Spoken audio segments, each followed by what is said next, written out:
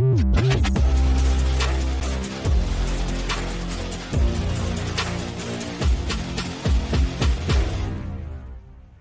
is Jets Final Drive. He's Zack Rosenblatt. I am Connor Hughes, and we welcome you to episode 1 of the off-season stretch here for JFD. And Zack, we're going to start with a pretty big announcement. Can you do a drum roll? A drum roll? Can you do that? Because of you guys, the viewers who have made JFD so successful, we are very, very, very excited to announce that we are going to be coming to you every single week throughout the offseason. So for all of you guys that hate Zack and all of you guys that hate me, you have failed miserably because we are going nowhere. This show started last year, and it was a blast. We came your way after every single Jet game, and I think it was always our goal to eventually get to this point where we are a weekly, every single week, you know you can tune in and get a healthy helping of us, and that is officially going to happen. And again, it is a huge thank you to the listeners and the viewers for making that possible. Zack, I crunched the numbers. 711,000 people across X and YouTube watched us this year, which is absolutely crazy considering this was a Jets team that started the season 0-7. The season was over well before we even got to Halloween. So the fact that we were able to sit here and continue this show because of you guys, I mean, it's a huge thank you. And I'm excited to do this all throughout the offseason with you, buddy, because as we know about the Jets, this is where things get interesting and fun. And I don't have champagne. I also don't think I would be allowed to pop champagne if we did have it, but I did bring my bubbler. Yeah, this is my favorite. I love bubblers, so I will crack open the ceremonial bubbler to celebrate our renewal here for an entire off season of JFD. I mean, I will say you fumbled saying it there. You said JFC at first, so I think you need a. If we're gonna do this every week, I think unless you're talking about Jesus effing Christ or something, like I don't know. Yeah, I know we did start talking about a God that one week. So I think that's what did it. Yeah, that's what did it for you. But yeah, it's exciting. It's been a lot of fun. It is funny. There's some weeks we go into these episodes and I'm like, man, what are we going to talk about? And we find a way to talk about stuff for an hour. And I think we have pretty good convo and we have a good chat every single week. And we're excited to keep growing this show. So, well, it's fun too to see the views. Like, cause some of those episodes where we're like, man, we've got nothing today. Like there's nothing. It's another loss. Like, what the hell are we going to talk about? And then you go and you see the numbers and you're like, wow, people really chimed in for that. Or like Brian, our producer, will make a comment like, yeah, I was watching the live numbers on YouTube. It was actually pretty great. So, thank you guys again so much. Like the fun part about this job, and I think one of the most fun parts about this job is actually interacting with you guys throughout it, is getting to know some of you guys, interacting with you and seeing our little core group of viewers grow and grow and grow and grow and grow to where it is now, where like I said, we're going to be coming to you guys every single week throughout the offseason, which is going to be a lot of fun because we're going to be talking quarterback, we're going to be talking free agency, we're going to be talking defensive coordinator, and we're also going to be talking a ton of that here on this show, which, again, we start pretty much every single episode with this way, is that wherever you guys are watching us, we appreciate you, whether that's sny.tv, X, but the place to be is YouTube. And the reason for it is we have that live comment section running throughout the duration of the show. I think that comment section, Zack, is going to become even more fun throughout these off-season episodes because this is kind of where there's a lot of things on people's mind and what they're questioning, what they have concerns about, what they're thinking, what they want to know, and our ability to dive into that over the next 60 minutes or so and ease some of your concerns or at least answer the questions that are on your guys' mind. We are going to be doing that. So again, place to be is on YouTube, on SNY's YouTube channel, where you can watch JFD and all other of our digital programming, which will be a ton of fun throughout this offseason. And Zack, we are going to get to playoffs, which I thought were freaking awesome this past week. And the NFL, a hell of a spectacle they put on. But we're actually going to start with a different playoffs, and that is the college football playoffs, where we got a chance to see the Fernando Mendoza, Dante Moore Bowl, if you want to call that, while the NFL playoffs put on an absolute show of just tremendous game after tremendous game after tremendous game. Hopefully one more to go here when the Texans take on the Steelers. That Indiana-Oregon game was not tremendous. That was a absolute shellacking. Indiana won the game 56-22. Tremendous performance from Fernando Mendoza. Not so much from Dante Moore. Mendoza 17 of 20 for 177 yards, 5 touchdowns, no interceptions. Moore, a lot of garbage time yards here with the 24-39, 285, 2 touchdowns, interception, did fumble twice. I will say, Zach, watching this one, it became pretty clear that Mendoza is far and away the top quarterback potentially in this year's class, far and away the best quarterback in college football this year, deserving that Heisman Trophy. And it's really apples and oranges to compare him and Moore at this moment. I mean, he's just so much more polished, and he just, I don't know, he just has something about him that he's a gamer, and he can kind of do everything pretty well, and there's some things he can do really well. So I don't think it's a huge surprise. I do think the inexperience that Dante Moore had is what you saw there.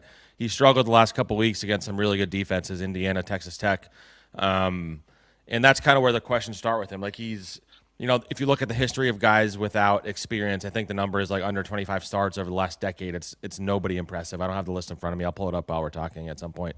But like he just does not seem ready to like step in and be a starter, especially for a team like the Jets, which is definitely not like a quarterback away. So I have concerns about Moore. I still do think it's important not to like just extrapolate so much from one game. It is an important game, and Muji even alluded to like there's still games to come, and those games are going to matter a lot, like in his last press conference. But yeah, I didn't walk away from that game thinking, okay, this is the no doubt Jets day one starter. Like he's going to save everything and he's going to fix everything for them. Like there's still a lot of development there to the point where if you're getting him, you have to plan to have a veteran there to ease in, because I don't think he's ready to play right away. Yeah, again, he's played in 29 games throughout his college career, but not all of them are starts. And I think what you saw exponentially so there was just the difference in experience. I mean, Fernando Mendoza, you're watching this guy. He's not the most athletically gifted quarterback. We knew that, though, going into this. But the way that he throws with anticipation, the way that he throws guys open, the way that he can read what the defense is doing in real time and then get to where he needs to be within his progressions in order to make plays, that's stuff that you get from experience that Mendoza, or that Moore, doesn't necessarily have with under 20 career college starts. It's just not there. There are things he hasn't seen that Mendoza has seen several times. So when they pop up in moments, he knows exactly what he's supposed to do, when in some ways Moore is figuring it out on the fly. But I don't think, Zach, anything happened in that game that made me change how I feel about Moore from before the game to now after the game. And you're right, he did not look good against Texas Tech. I didn't think that. He did not look good against Indiana. And you and I were texting about this and joking that we saw on Jets Twitter, specifically after the Texas Tech game, people were already making excuses for Moore about like, oh, it's a good defense. Oh, it was this. Oh, he hasn't done that.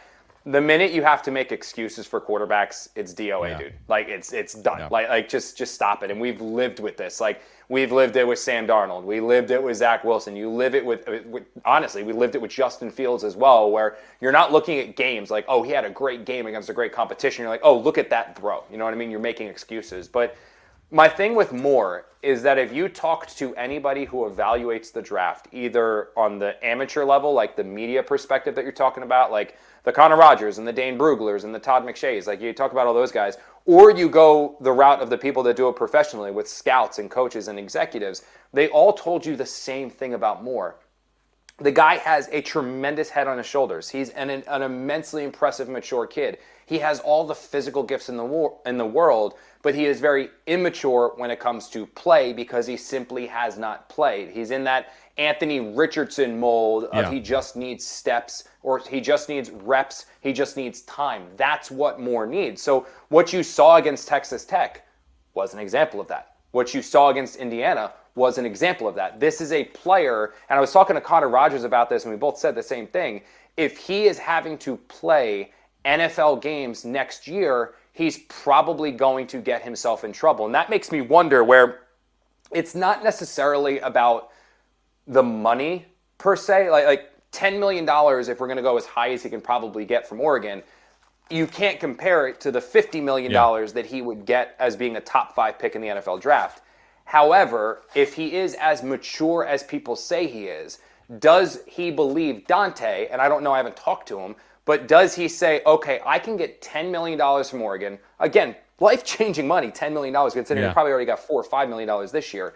Take the $10 million, go back to Oregon. It's not about passing up $50 million. It's about getting $10 million, continuing to develop, making myself a better quarterback that's ready for the NFL next year, and then going back in the draft where, in all likelihood, he's still going to be a top 5 pick. Is he going to be 2? I don't know, because you'll have Arch and all these other guys in there, but he's still probably a top 5 pick.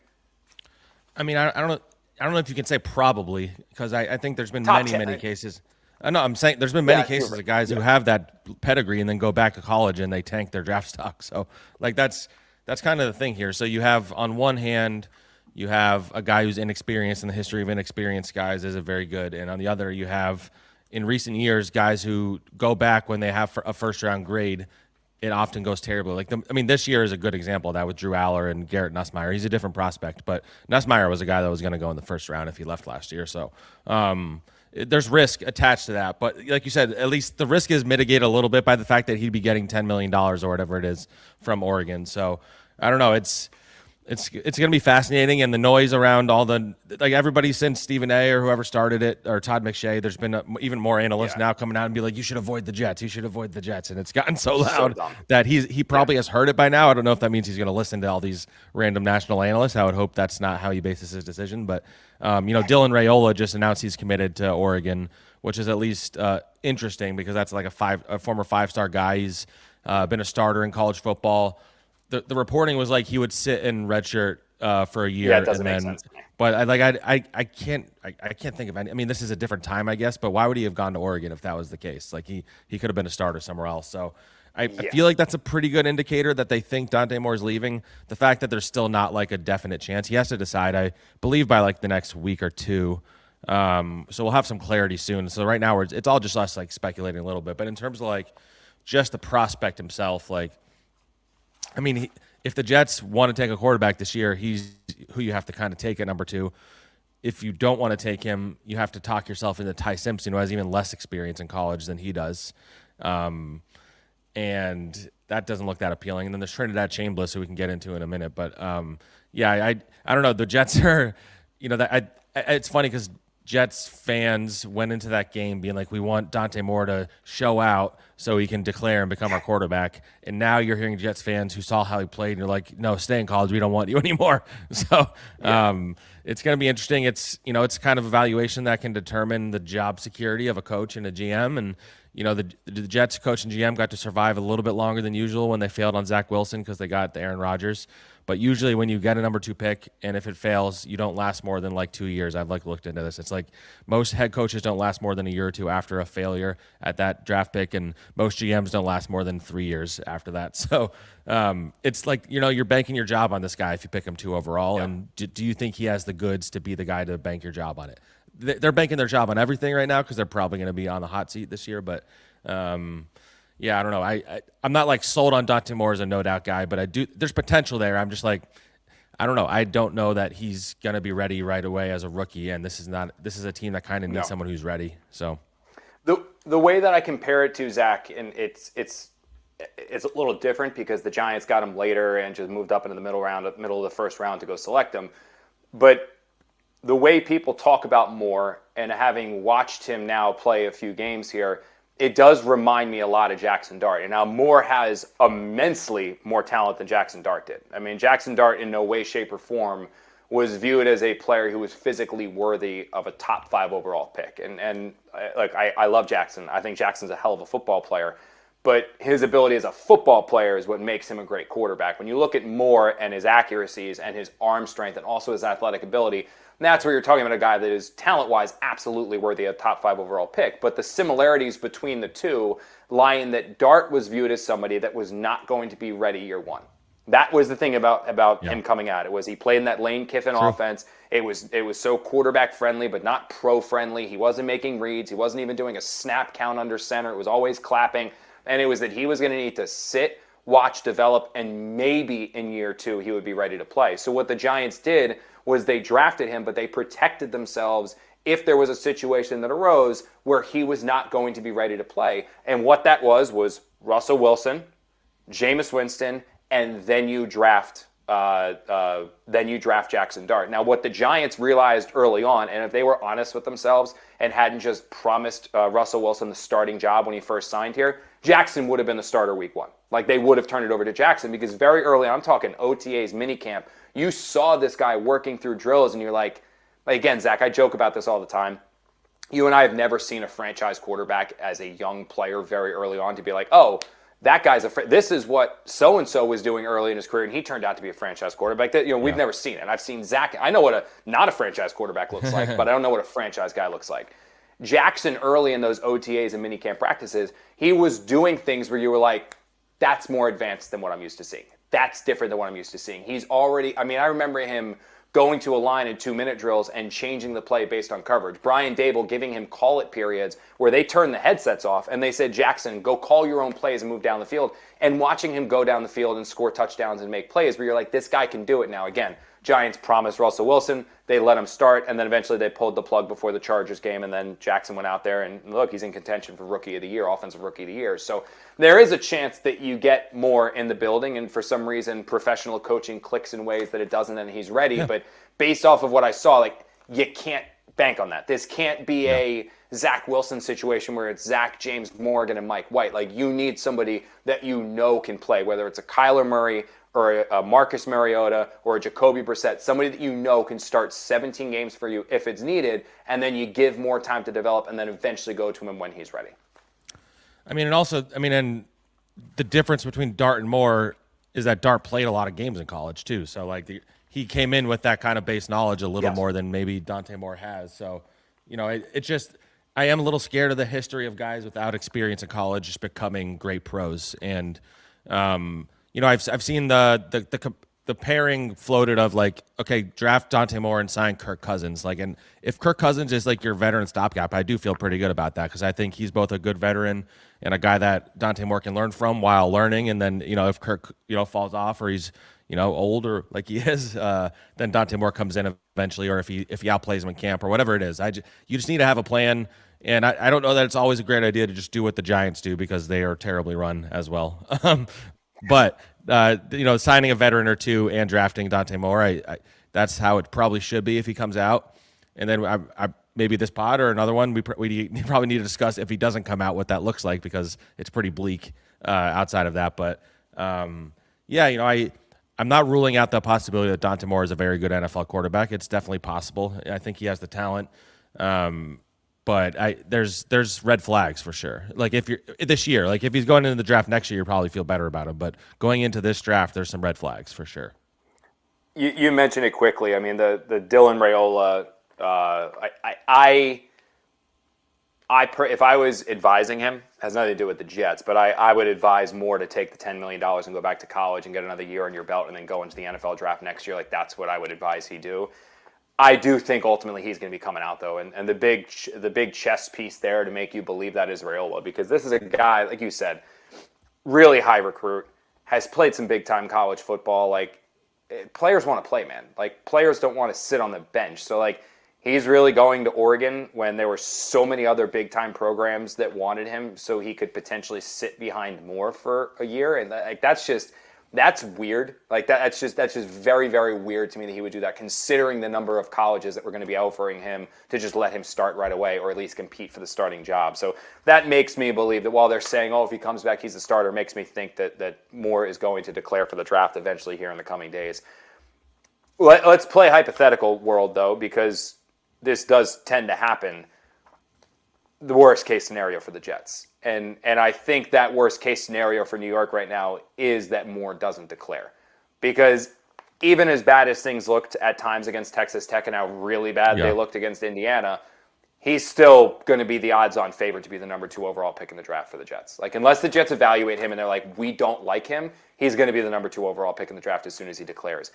If he were not to declare, and he were to go back to college, even though I don't think that is going to happen in lieu of this Dylan Raiola news, it doesn't look great for the Jets in terms of what they would do after that, because now you are falling into that true Giants method of BPA at 2 and then maybe trading back into the first round for Ty Simpson, who I think looked awful. In fact, he got benched in the college football playoff against Indiana.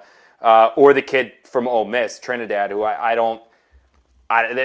he looks just as raw but less overall talented than what Dante Moore looks. So it's slim pickings, man, if Moore is not there. And then the Jets might really find themselves kicking till the 2027 draft to take a quarterback. And, man, that's running the risk of trusting Woody's going to stay patient for a full 12 more months. Yeah. Yeah, I mean, well, to your point, I just want to circle back real quick. You mentioned, like, okay, let's say they evaluate Dante Moore and they don't like him. You still want him to come out in that situation because then you could trade back in theory, and you can get some more assets. Yes. Yeah. It only benefits the Jets for Dante Moore to come out, no matter what you actually think about him. I would say so. That's something to remember. But yeah, I mean, if Dante Moore's not out, like there's not a lot to get excited about quarterback wise, because if Dante Moore is not ready, then Thompson certainly is not ready. So I would say if not Ty Simpson, I think Trinidad Chambliss is the one that's been brought up quite a bit lately because he has played really, really well in the college football playoffs. He's a really fun player to watch. He runs. He's a little undersized. He's like 6 feet tall. And he's trying to go back to college for his 6th year, so I don't think he's in a rush to go to the NFL. But how old is he, Zach? I saw that. How old is he? 23? I mean, he's going back unless did he go to college early? Let's see how old he is right now. Live research. He's 23. August is his birthday, so he's turning 24 in August. So he'd be 24 as a rookie in the NFL. It is, yeah, but Tyler Shuck. I'm out. Tyler Shuck is 25. I mean, I'm not saying draft him in the first round though. Like if he's your 2nd or 3rd round pick, I'm intrigued by that, and it's not someone that really needs to bog you down next year if he doesn't show it. But anyway, but the point being, like these are your options. This is kind of the waters you're wading into.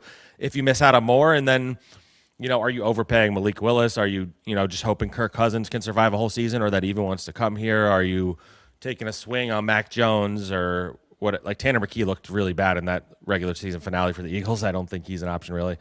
So it's like not a good quarterback run unless there's somebody notable or unless the Jets just fall in love with Kyler Murray or something, which I don't see that happening. So I mean, Kyler Murray is here if it's out of desperation. Like he's the desperation play is how I see it. I don't see it any other way with him. So it just strike me as an Aaron Glenn guy.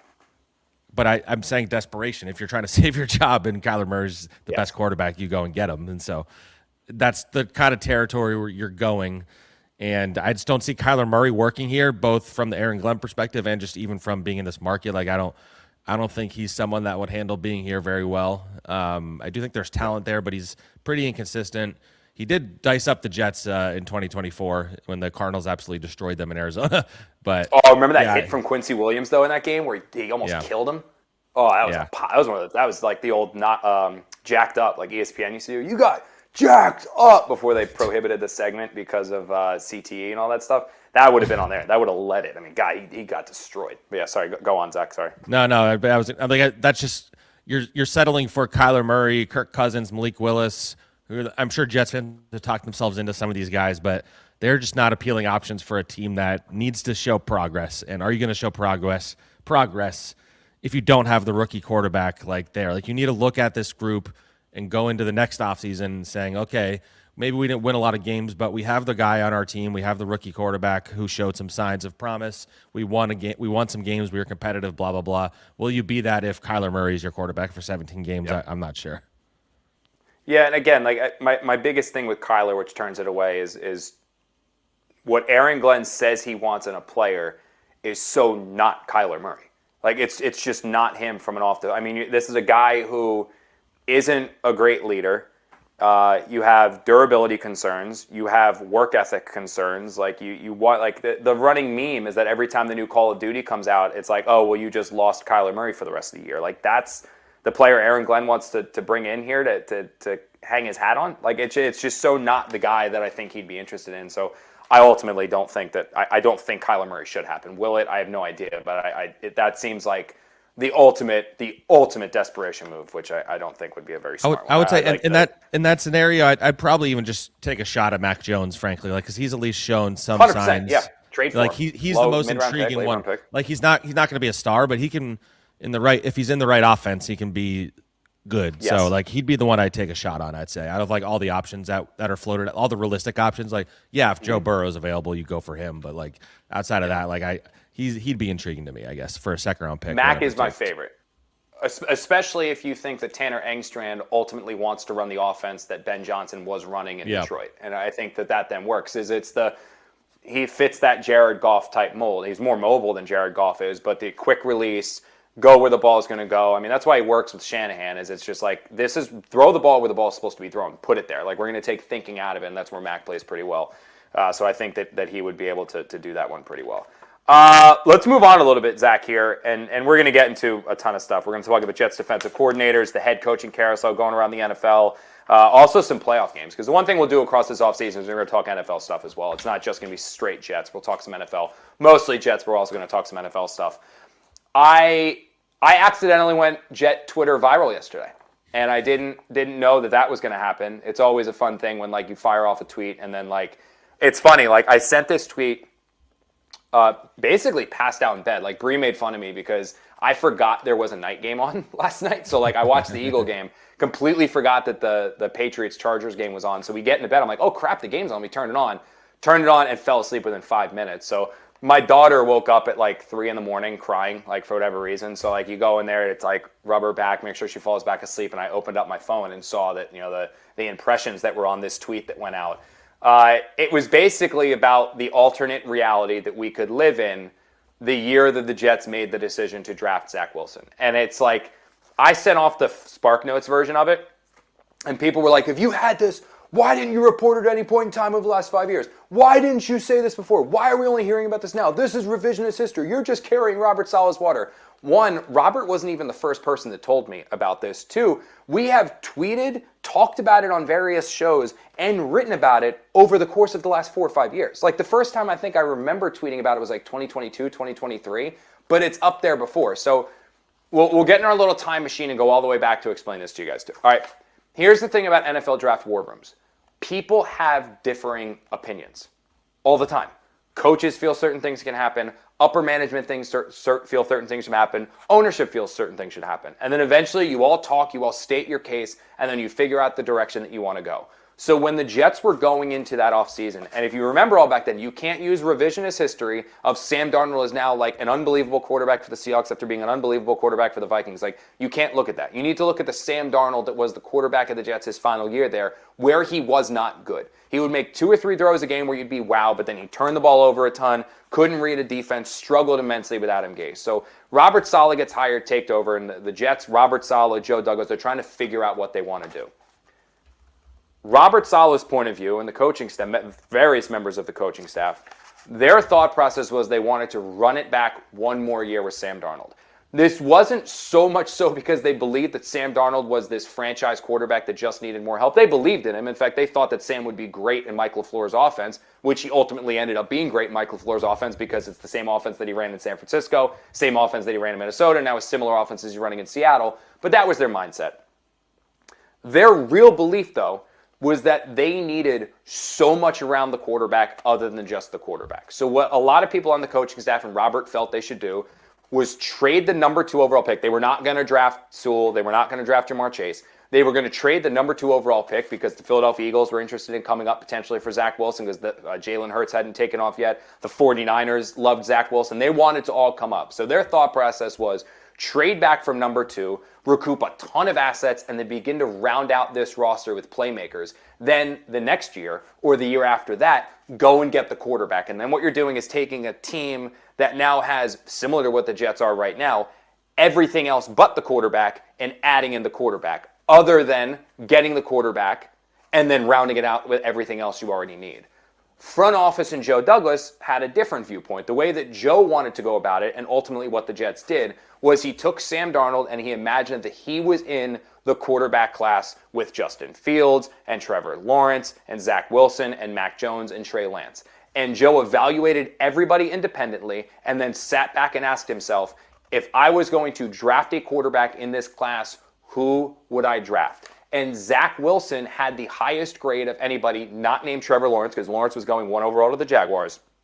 Zach Wilson had a better overall prospect grade than Sam Darnold and everybody else. So what Joe decided to do was draft the quarterback. And I know people are going to be like, oh my God, how do you do it? Guys, in that moment, that was viewed as the right decision to make. Could you imagine if Zach Wilson turned out to be an MVP elite level quarterback like the Jets thought he was going to be and they passed on him to go draft Devonta Smith? You guys would be losing your mind. This only seems asinine and crazy because Zach ended up busting out and was terrible.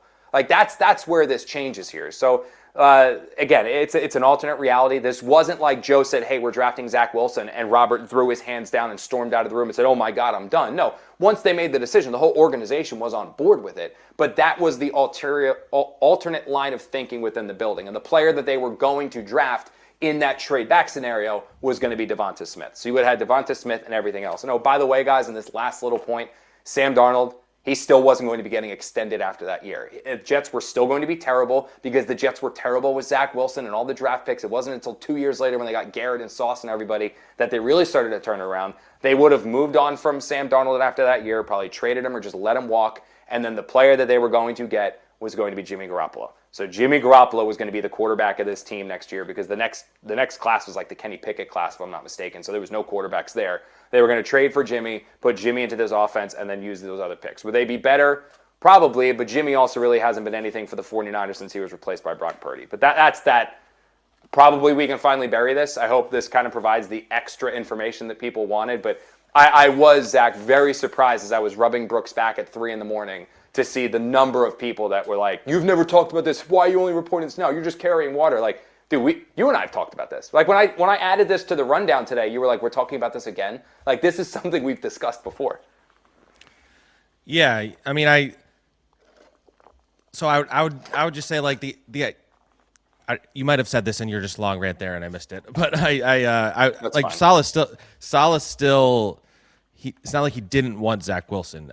He likes Zach Correct. Wilson, and he wanted him also. But no one didn't like Zach. That's big. Yeah, no one didn't like Zach. They all loved him. So I think my guess is it probably blew up because people interpret it as you going to bat for Saleh and retroactively defending him kind of thing. And I don't think that's what you intended when you sent that tweet. I don't know though. I don't know the intentions, but my point being, Saleh is not infallible in what happened. And Zach Wilson being a disaster and them not bringing in any quarterback competition, that all still happened, and Saleh was a part of all that.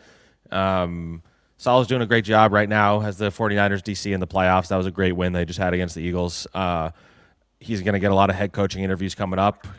And if he gets a head coaching job, I am very curious to see if he learned the right lessons from what went wrong in New York. And we won't know that unless he gets the opportunity. So that's something I'm going to have my eye on. But I'm not sure he's going to get a job this cycle. He could, because there's a lot of openings. And he's helping himself at the right time. That win couldn't have come at a better time as he goes to do all these head coaching interviews. But at the end of the day, there was a lot of things working against him, and there was the quarterback situation, which, as you said, maybe he would have wanted Sam Darnold, but he also wanted Zach Wilson. And but at the end of the day, he didn't do a good enough job here. He had a lot of flaws as a head coach. He's a great defensive coach, and we'll find out when he gets his next opportunity how much of it was on him and how much of it was on other people. Yeah, he's very much helping himself because not only, that performance against the Eagles was tremendous. That. What is it? They're missing 8 of 11 week 1 defensive starters, and I think it's 5 or 6 of the guys they started against the Eagles were not even on the roster week 1. And Roberts got them playing winning football. And that's his thing, man. The guy can coach defense. Say what you will about the political part of playing quarterback. Robert did become obsessed with the narrative, and that drowned him at times. He can be pretty negative and get down in the dumps, and morale can fall with him. And they absolutely the Jets were right to move on from him. They moved on from him early. They probably should have finished out the season with Robert because I don't think things. Well, they moved on from him early, or they moved on from him late. I would say they should have, if they were going to fire him, they should have fired him the previous offseason. Yeah, correct. But the big thing with Robert, honestly, Zach, and I think what's helping him the most is that not only does he have the 49ers defense playing really well and taking down the defending champs as a major feather in his cap, he has a lot of friends around the league.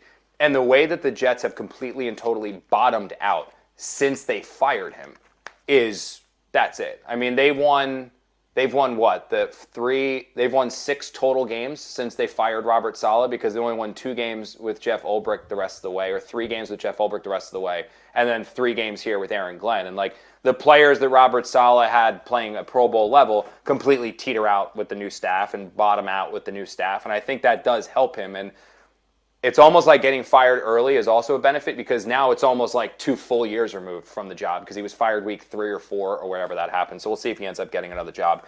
Real quick before we go around the head coaching cycle, because we're going to talk some John Harbaugh, Ben Johnson, some of these teams that turned it around real quick, and then you see the Jets obviously not doing that. We do have an update on the Jets defensive coordinator search. We know Wink Martindale is going to be involved there. I'd heard somebody say he was interviewing this week, but second person that I checked in with that said they don't know if that's totally true. But I fully expect Wink Martindale to be involved there based off of some of the rumblings that are going on around the league. The official interview that we know is happening is Vikings defensive pass game coordinator and defensive backs coach Dante Jones. Interesting thing about him is that, one, I love that he's coming from I think Brian Flores is one of the best defensive minds in the NFL. Love that he's coming off that tree. But I found no direct ties to Aaron Glenn. So, they never coached together or anything like that. And I felt that going into such an important offseason, if he was going to go with a first-time coordinator, he'd be going with a first-time coordinator that he had a direct tie to. And that again, I don't know that Durante's getting this job. That's not what I'm saying. But it was surprising to see his name involved there. I don't know if you have any thoughts on him.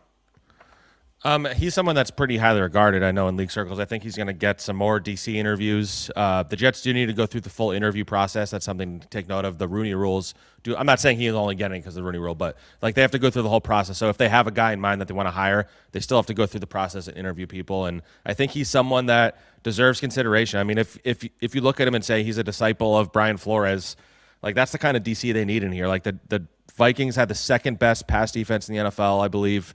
They blitz on 48% of the dropbacks, which, let me see, I think that's the most, the highest in the NFL by a long shot. The Vikings forced 21 turnovers. The Jets forced 4. So, I don't think they necessarily need to hire someone with play calling experience. They just need someone who is creative and able to put these guys in position to succeed, where Steve Wilkes did not do that. And I don't know what that looks like, but I don't think you need to pigeonhole yourself and say, I need to get a veteran guy, because that's how you end up with somebody like Steve Wilkes in the first place. So Dante Jones is really, really intriguing. Like you said, I don't know if he's going to get the job. I'm sure Wink is still pretty high on the list.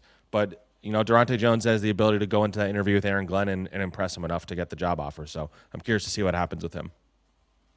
Before we go head coaching cycle, we are going to jump in here to the Brian Pincus, who's producing this show for us, cracked me up because he said a lot of people are in the comment section at the moment just losing their mind over Dante Moore, which is cracking me up as always. But we appreciate you guys everywhere you're watching us. We say this all the time, so I pretty much have a little button here. This is what we're going to get for season 3 is a button, just so I don't have to say it. We can just repeat it. But the best place to watch us, we appreciate you on X, we appreciate you on SMY.TV, but SMY's YouTube channel, just search SMY on YouTube. You get access to our entire digital library. That's live shows like the Putback, live shows like JFD, Jets Mailbag, content from Jets pre- and post-game, obviously all of our Mets stuff and our complete catalog of baseball content. But the cool thing about watching this show live on YouTube is that we have that comment section running throughout the duration of this show, so you guys can go over there, ask questions for Zach, ask questions for me, and we will answer them throughout the duration of this show. Couple here that are coming in here, Zach. 2 that actually I'm very interested in. The one, this is from Lars Pop Tartus, elite name. How much better of a floor is Dante Moore versus Carson Beck? God, no, Carson Beck. No. I don't care about floor, the ceiling on Carson Beck.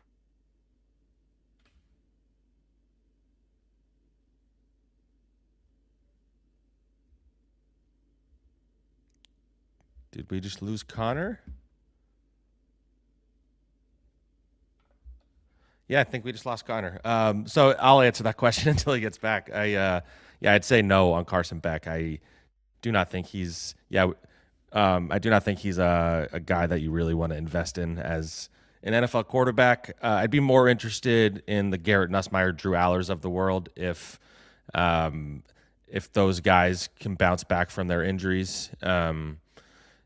Nussmeier was someone I think people were really, really high on him last year. He had a really bad year, but I'm intrigued by him. I'll answer another question on here too while we're waiting for Connor to come back, from Gregory Baker. He asked, how about John Morton as an offensive assistant? They won't have a lot to choose from with Glenn on the hot seat. Yeah, they haven't changed anything on the coaching staff yet, which is a little surprising. At least it hasn't leaked out. I do think there's going to be some additions and subtractions on the offensive staff. John Morton, I don't know that he's going to come back here. I don't know that he actually has ties to Aaron Glenn. He got fired after 1 year as the play caller in Detroit. I think they could probably get a bigger name than him, honestly, in terms of a senior assistant. A lot of those guys tend to be available. I get the impression Tanner Engstrand is coming back. I think there was some questions about that maybe at the end of the season. There was some rumblings, but I don't think anything came of that. And I think he's coming back is my impression. Like nothing's official yet because they haven't announced anything. But I think we're going to see some coaching changes in the next few days, and I'm curious to see what they do on offense. Quarterbacks coach is obviously the one I've said I have an eye on with Charles London. Defense, I think they're going to probably make some changes. I have my eye on the linebacker and defensive line coach. And Aaron Glenn, he's going to be turning over the staff quite a bit after 1 year, and it's not ideal. So, John Morton, he was the OC here for 1 year, I believe. I thought he was going to do better in Detroit. Detroit had a really weird down year. But yeah, while we're talking about assists, I feel like we can get. I saw a lot of people talking in the chat about Wink Martindale. There hasn't been any progress on that, as Connor said. I don't know what the holdup is. I had heard he was going to be in the building last week. I don't know if that happened yet. I imagine he's going to interview at some point. Like I said, they're going to interview a bunch of guys. It is notable, by the way, that some of the big names, Jim Schwartz, it sounds like is going to be sticking in Cleveland, or they're going to try and keep him in Cleveland. Jeff Ulbrich, the Falcons are blocking him from interviews, so he's going to stay in Atlanta. And so what that does is it not only removes Jim Schwartz as an option, but also removes two options as open DC candidates. So you have the Falcons' job is not going to be open for someone to fill. Do you guys have me? I'm there back. You are. There you are. Whole internet in my house. So that was wild. Do you still have my mic? Yeah, I'm here. So the whole internet in my house. I had to fill time for a while. Yeah, I appreciate, dude. That was good, man. That was like, you remember like when ESPN did like the Sports Center Dream Job back in the day? Did you ever watch that as a kid? And one of the like tasks that the guys had to do, or guys and women had to do, was like the monitor went out or the teleprompter went out, and they had to just filibust. Dude, that was like, again, like it's disconnected sometimes, so I saw like the ringing of death or whatever this was. But I looked at all of my stuff in here and just said internet gone. So shout out Xfinity for totally just. It took me a moment I usually assume it's like on my end, so I'm like, did I just get kicked out or something? Because you just like disappeared all of a sudden. So, but yeah, so I covered both of the questions in the chat that he sent to us, and perfect. Cool. Was talking about DC a little bit, but yeah, we can go forward from that now. I like John Morton, by the way. I thought that idea was interesting. I didn't hate the John Morton one. He's also fun to cover. He's just a fun guy. I don't know. I don't know if he'd come back here or not, but no, absolutely. I think there would be like a 12% chance. That's what I was saying. Chance. Yeah. That didn't end well, because if you guys remember, that was another one we can. Well, he got fired for Jeremy Bates, right? It was Heimerdinger's guy. So Heimerdinger got in Todd Bowles' ear, and basically Heimerdinger was Mike McCagnon's right-hand man. So the Jets liked that setup where they had Jeremy Bates as your quarterback's coach, and then John Morton was your offensive coordinator. Considering how inept or how lackluster of a talent the Jets had that season with Josh McCown, that was the year they like cut Eric Decker before the season and all that stuff, and they were basically tanking as close as you could go for a tank, that team. They did okay with Morton. And then that offseason, Heimerdinger was like, our best offensive mind is Jeremy Bates. We need Jeremy Bates. Jeremy Bates, our best offensive mind. They kick John Morton out the door. Bates takes over, and then obviously Morton was like floating around for a while. It's latched on back again with Gruden because he's a big John Gruden guy. But ultimately, it didn't totally work out for them. But I would be very, very surprised if he ended up coming back with you as well, right? Probably what you said. Yeah, that's pretty much what you said. It more. You covered him, so he was not my time, but the Jeremy Bates thing was always funny to me, like even just researching retroactively, because he like was out of football for 5 years, and then 2 years later he's the Jets OC. So obviously that didn't work out. So yeah, Tanner Engstrand. I mentioned how Tanner Engstrand, it seems like, is coming back. Like we haven't heard any official word on the staff, but I was looking at their history of OCs. The only OC that has lasted more than 2 years in the last like 2 full seasons in the last. Wait. Till when? Let me see if I can get this. Well, just name the last guy to last more than 2 full seasons is what I'll say. 2 full seasons, like not fired during the second season or not demoted during. Like Nate Hackett was demoted, so yeah, and he didn't last more. Lasted more than 2 seasons. So yeah. Mike was only 2 years, right? Because then he got fired. So Mike was 2 years. Hackett was 1 year. Todd Downing was like 3/4 of a year. Yeah. Chan Gailey was only 2 years because he got 2025 or 2015, 2016, and then he was out. Yep. So you're going pre-me. Was it? Wasn't Schottenheimer? Was it? Did we have to go all the way back to? Yep. Really? We have to go all the way back to Schotty? He's the last one that's been more than 2 full seasons as the Jets MC, which is that's like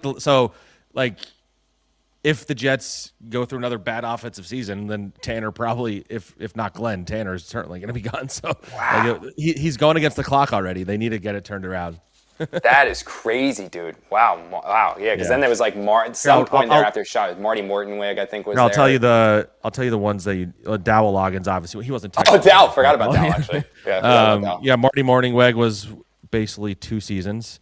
Tony Sperano was 1 season, and then Tony, forgot about Tony. Yeah, then before that, the last one was Paul Hackett, the last Hackett. He was there for 2001 to 2004. So that's crazy, Shoddy. Wow, yeah. That's one Kaz would get right away. Kaz is always good with the trivia. Yeah, he'd be good at that. All right, want to do a little head coaching circuit spin around? That cool? Dope.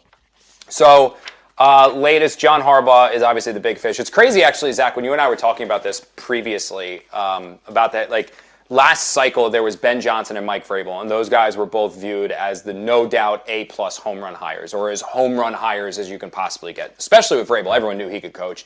And then Ben Johnson was the hotshot coordinator, like a Sean McVay that like everybody loved and everybody wanted. This year didn't necessarily have that. Like Stefanski was kind of high on people's list, but once John Harbaugh became available, he was like the dude. Everything that I've heard about Harbaugh, and this is from coaches within the circuit, this is from other sources around the league and some within the Giants building, is that the top 2 teams for Harbaugh right now, the Dolphins are flirting around there. You'll hear the Browns, you're going to hear the Titans. But the top 2 for Harbaugh right now are the Falcons and the Giants. I was led to believe that the Giants have the edge right now, and then you'll see if the interviews, once he gets in front of the Falcons, gets in front of the Giants, if anything changes. But it's the Giants and the Falcons for Harbaugh. And then whatever team loses out on that sweepstakes, so whichever team Harbaugh picks, the other team, I was told, is going to get Kevin Stefanski. That's the feel from coaches that are within this hiring cycle as well. Robert Saleh getting a ton of interviews. We were talking about that. He's up to 5 teams now. The Ravens obviously in on him. The Falcons are in on him. The Cardinals are in on him. Mike LaFleur, our old friend Mike LaFleur, he's getting the Raiders and the Cardinals as well. There's a lot of teams. Obviously, they're interviewing people. This is in our notes. And I think it's probably one of the reasons why teams are being a little bit quicker to fire coaches now than maybe ever before. We have seen an inordinate amount of first-time head coaches get hired and like that have success. I mean, it's Ben Johnson with the Bears immediately turning it around. Mike Vrabel with the Patriots immediately turning it around. Liam Cohen with the Jaguars immediately turning it around.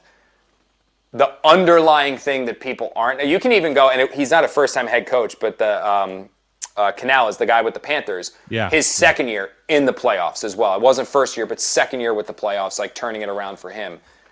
The difference with all of those teams and all of those coaches is that, yes, they seem to have gotten the head coaching position right, but they also all inherited a quarterback as well. Ben had Caleb, Mike had Drake, Liam had Trevor, all of these guys had the quarterbacks as well. Because I sent that tweet out. I sent another tweet that went mini viral yesterday as well because people just look.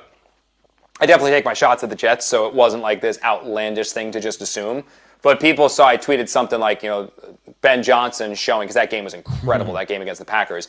Ben Johnson showing what a difference a coach can make. Like, once you get a coach, how quick the turnaround can be.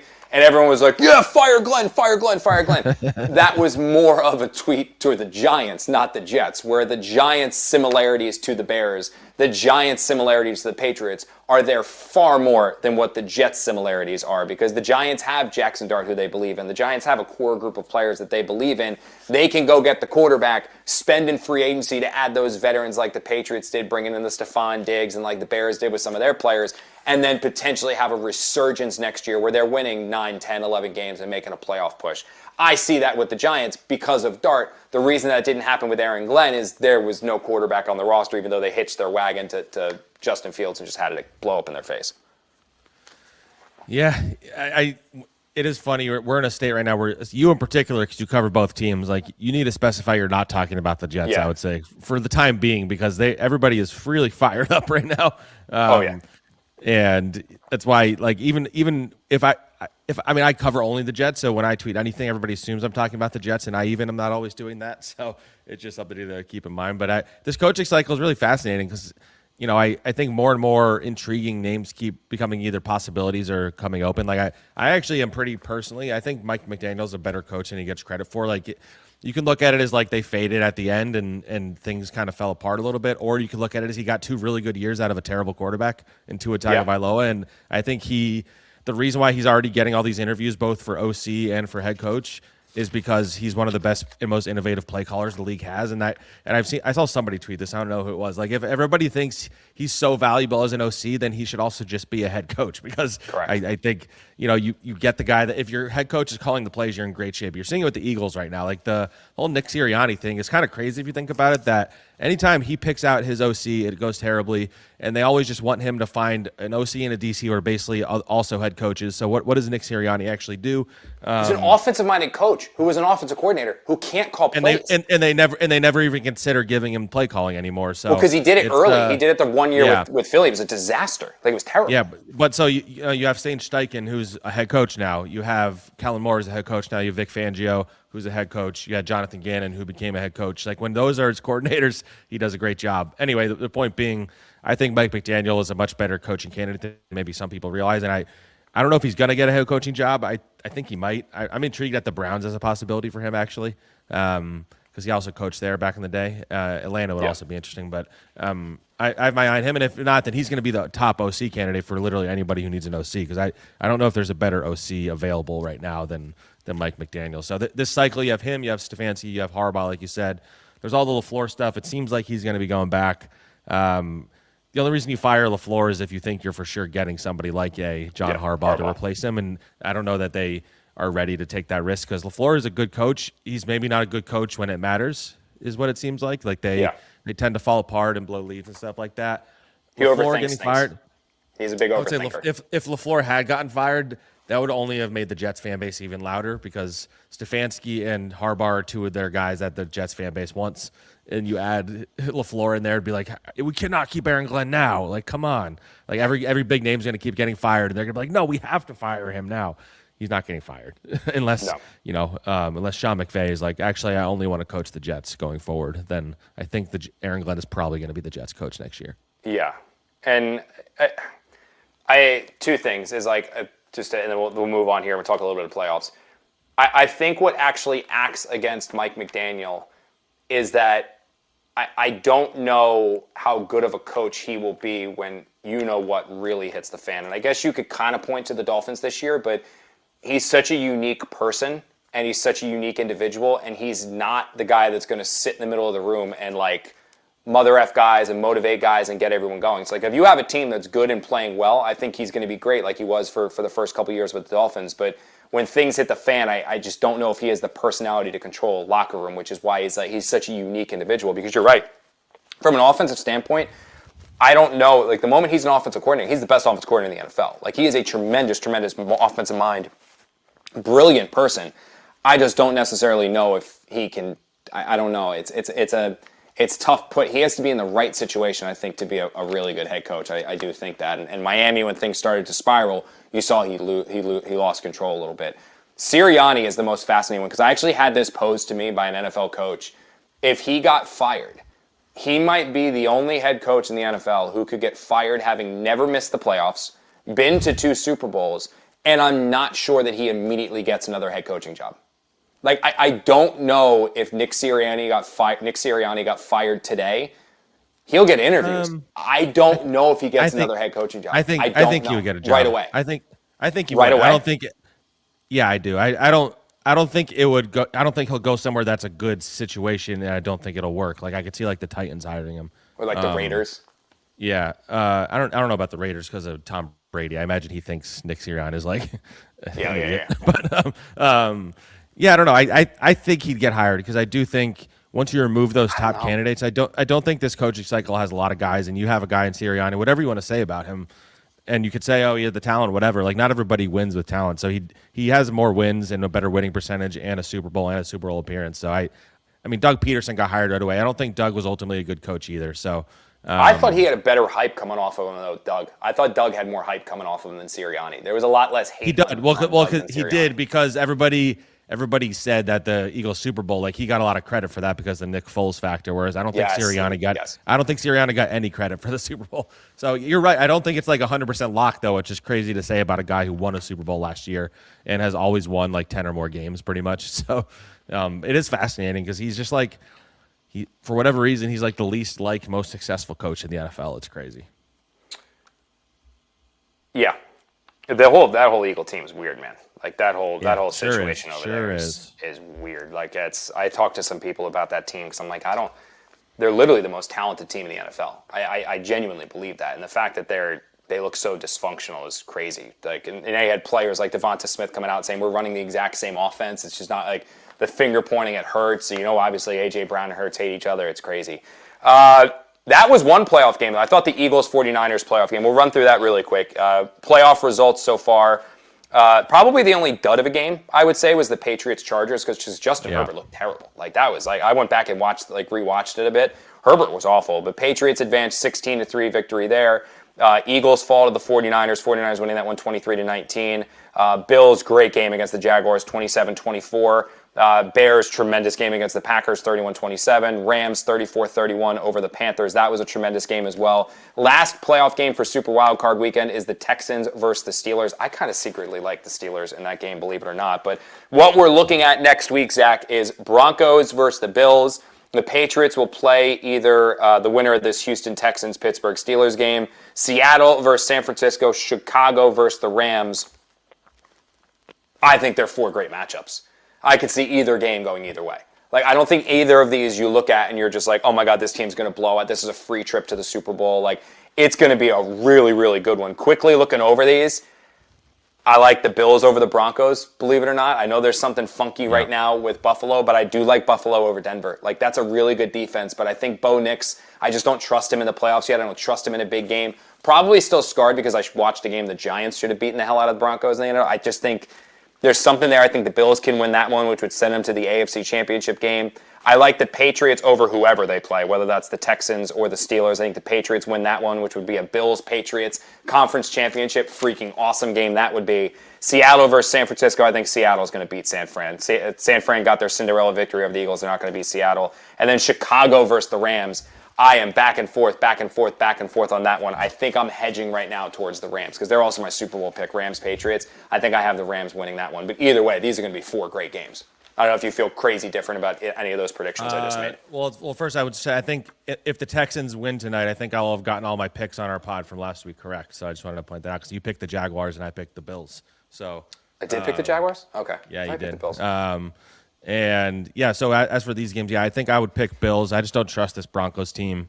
Same. Patriots, I am a little concerned about because I just saw Christian Gonzalez is in concussion protocol, and he's pretty important to their defense. Yeah. And if it's the Texans are scary. Their defense is really, really good. And if their offense can figure it out, that'd be a good game. I don't know. If I'm picking right now, I'd probably pick the Patriots, but part of me wants to pick the Texans. Yeah, Seahawks are an easy one. That Rams-Bears game is going to be good. The Rams didn't look good against the Panthers, and the Bears had that crazy comeback. Yeah, that might be the game of the weekend, honestly. I'll go Bears, but not a lot of confidence in that, I would say. Here's my problem with the way that the Bears play, and I love them. Like, I love Ben Johnson. I love the defense. Caleb Williams is really growing on me. I love DJ. Like the Bears are, like, if we were thinking about, like, Madden, like, hey, Zach, let's start a Madden franchise. Like, the Bears would be one of the teams I'd want to start a Madden franchise with. Like, I just like that. I like their uniforms, I like Soldier Field. Like, I like everything about the Bears right now. The problem is that they're living and dying by this play crappy in the first half and then just come back in the second half. And you can do it when you play other so-so teams. Like, I don't think the Packers are a great football team. Weren't they like 9-8 this year or something like that? Like, the Packers weren't some gangbuster, unbelievable team this year. You can do it against a team like that. You can do it against the Eagles. You can do it against these non-premier teams. If you fall behind in the first half by 2 or 3 scores against Sean McVay and Matt Stafford, I don't see Sean McVay and Matt Stafford rolling over in the second half. I see them still keeping the foot down, making the important plays where Matt LaFleur did not, or Matt LaFleur made the poor decisions. And yeah, you can make another run in the second half, but you're still going to ultimately lose. I think that's why I lean towards the Rams winning that one. Yeah, I mean, the Rams ultimately, they probably are the best team left. I agree. They just the last like 6 games or 4 games, they have not looked like themselves. So that's my main concern. But at the end of the day, they have probably the best quarterback in the NFC at the very least. If their defense can play a little better, I think they have a really good shot because their defense has kind of been an issue. I don't know. The Bears, it's just more like can a team keep winning this way until they don't win that way? Like I'm like, I don't know, maybe they can, but like it is hard to keep winning these close games, keep having to come back. Like at some point, you'd think the magic wears off, but I don't know, maybe not. Like Ben Johnson and Caleb Williams have something special, and it's crazy to think that Ben Johnson and Aaron Glenn were kind of viewed as like the top candidates in the last cycle, and like the 2 different directions those 2 have gone. Like Ben Johnson very clearly knew what he was doing, waiting for the right opportunity. He picked a team that he believed in, and if you look at their offense, it's not like they're loaded with stars. Like Caleb Williams, he's developed really well. He wasn't playing that well for a lot of the time. Like their running backs are like Swift's fine. They get the 7th round rookie's fun. DJ Moore has been bad for most of the year. Yeah. Rome Odunze's fine. Rome hasn't done anything big, yeah. Colston Loveland's the one that looks like a star, honestly, that tight end. He looks really good. But outside of that, like it's not like they're like loaded up. Like they've drafted pretty well and they've signed pretty well in free agency. So just a really good job by Ben Johnson. Like he's one of those coaches that had so much hype that it's like there's no way he's going to live up to it. But he's the real deal, man. Like he's going to be coaching there for a long, long time. And Ben is kind of the reason why, if I were ever in a position where I'm picking a head coach or I'm hiring an NFL or I'm doing an NFL team, he's the one why I go offensive minded all the time. Because are you always going to get a Ben Johnson? Are you always going to get Sean McVay? No, that's not always going to happen.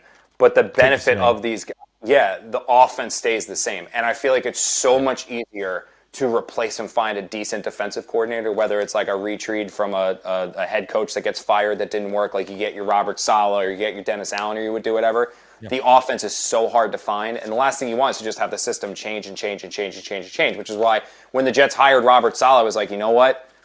I probably would have gone the Brian Dable route. Like I would have gone the offensive minded. Like now when they get Aaron Glenn, I'm like, I'd go the offensive route. I just want my offensive system to stay the same, and Ben Johnson's a big reason why. It's funny, though, actually, going back, Zach, and listening to our old conversations with Aaron Glenn back at like the Combine when he first got hired, all that stuff, and bringing up Ben Johnson and the tension that was in Aaron Glenn's voice whenever we talked about Ben Johnson. Like, you could tell there was a legitimate competition over in Detroit between that offense and that defense.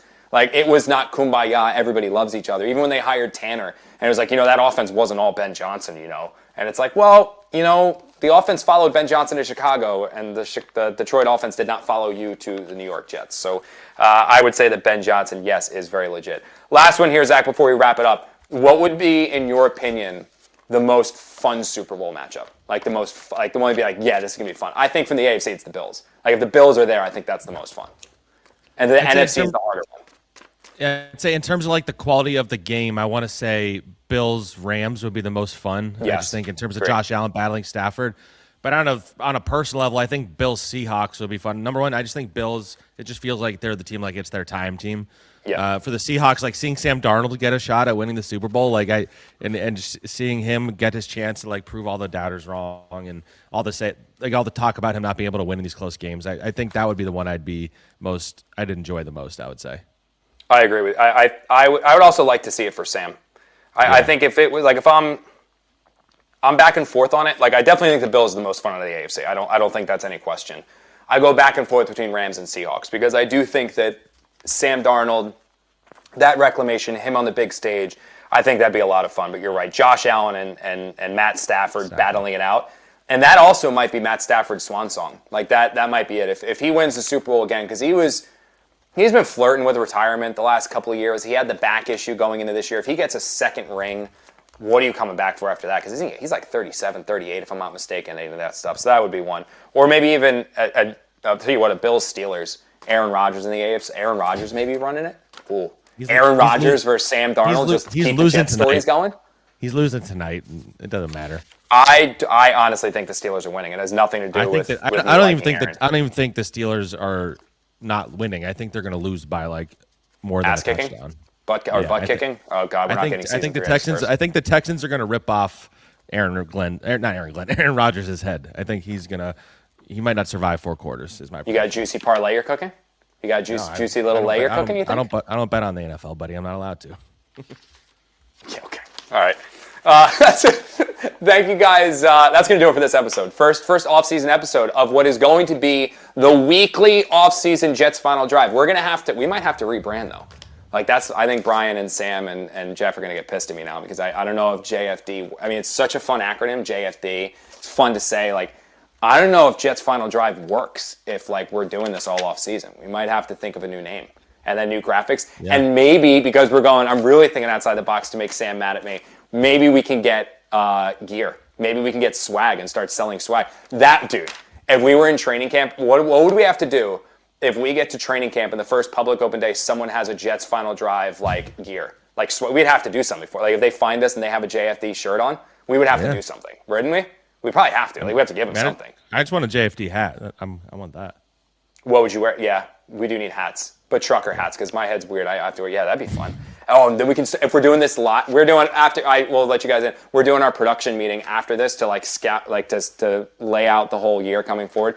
What if we do JFD live episodes at, like, a bar or something like that? Like, what if we go to somewhere fun and do, like, a live, like they do Badlands stuff? Maybe we do a live JFD broadcast. That would be fun.